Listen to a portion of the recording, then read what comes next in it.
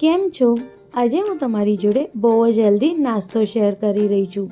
મુઠિયા તો તમે બધાએ બહુ ખાધા હશે, પણ આજે હું તમારી જોડે મગની દાળના મુઠિયા શેર કરી રહી છું. આ મુઠિયા બહુ જ ટેસ્ટી અને બહુ જ હેલ્ધી છે. એકવાર તમે આ મુઠિયા બનાવશો તો દર ફેરી તમે આવી જ રીતે મુઠિયા બનાવશો. મુઠિયા બનાવવા માટે સૌપ્રથમ આપણે મગની લીલી દાળ લેવાની છે, 1 વાટકી જેટલી. હવે આપણે એને સરસ રીતે વોશ કરવાનું છે અને ગરમ પાણીમાં 1 કલાક માટે આપણે એને પલાળી દેવાની છે.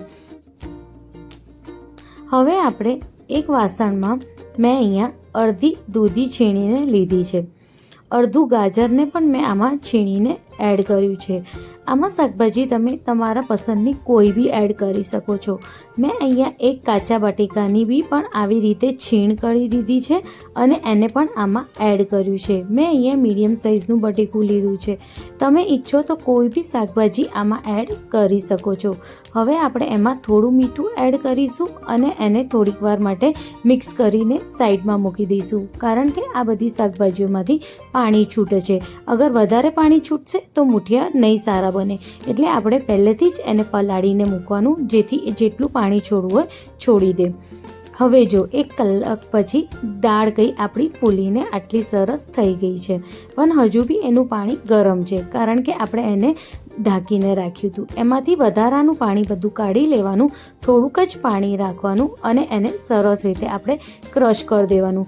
ક્રશ કરતી ફેરી ખાસ ધ્યાન રાખવાનું કે પાણી ગરમ છે અને દાળ બી એટલે ઉડી શકે છે, એટલે ઉપર હાથ રાખવું બહુ જ જરૂરી છે. અને જો કંઈક આવી એની પેસ્ટ રેડી કરી દેવાની. હવે જે ગાજર અને બધું શાક આપણે જે મીઠું લગાવીને મૂક્યું હતું એમાંથી આપણે પાણીને કાઢી નાખવાનું છે. જેટલું થાય એટલું બધું પાણી આપણે દબાઈને કાઢી લેવાનું છે. હવે આપણે એક વાસણમાં જે આપણે દાળ ક્રશ કરી હતી એને લઈ લઈશું અને જે શાકભાજીમાંથી પણ આપણે પાણી કાઢ્યું હતું એને પણ આપણે એકદમ સરસ નીચોઈને કોરું કરીને આમાં એડ કરીશું. 2 ચમચા જેટલા આપણે આમાં લસણ આદુ મરચાંની પેસ્ટ એડ કરવાની છે. મીઠું સ્વાદ મુજબ એડ કરવાનું છે. 1 ચમચી જેટલું આપણે આમાં લાલ મરચું, 1 ચમચી જેટલું ધનિયા પાવડર, 1 ચમચી જેટલું ગરમ મસાલો અને 1/4 ચમચી જેટલું આપણે આમાં હલ્દી પાવડર એડ કરવાનું છે. હવે આપણે આમાં તલ એડ કરીશું. તલ બી મેં અહીંયા 2 ચમચી જેટલા એડ કર્યા છે, તમે ઓછું પણ એડ કરી શકો છો. હવે આપણે આમાં 2 ચમચી જેટલું કસૂરી મેથી એડ કરવાની છે. હવે આમાં મેં 1 ચમચી જેટલી ખાંડ એડ કરી છે. ખાંડ ઓપ્શનલ છે, તમને ગમતી હોય તો તમે એડ કરજો, નહીં તો સ્કીપ પણ કરી શકો છો. હવે બધાને આપણે સરસ રીતે મિક્સ કરી દઈશું અને એક સરસ પેસ્ટ એની રેડી કરી દઈશું, કંઈક આવી રીતે. હવે આપણે આમાં લોટ એડ કરવાનું છે.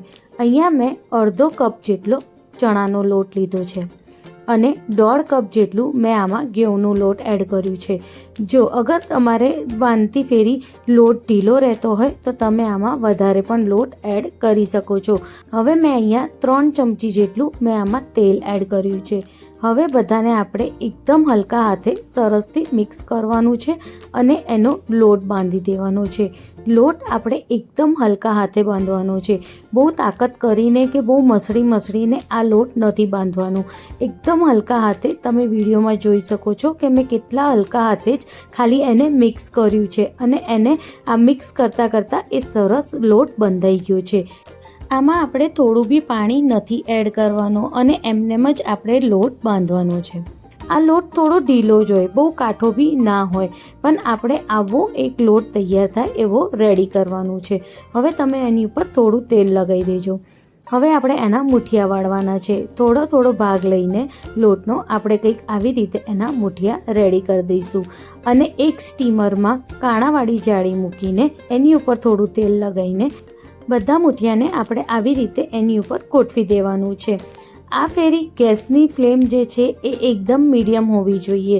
સ્ટાર્ટિંગમાં આપણે મીડિયમ રાખવાની છે જ્યાં સુધી આપણે મુઠિયા મૂકીએ. એકવાર જ્યારે આપણે મુઠિયા મૂકી દઈએ પછી ગેસની ફ્લેમ આપણે ફાસ્ટ કરી દેવાની છે અને 10 મિનિટ માટે એને સરસ રીતે બફાવા દેવાનું છે.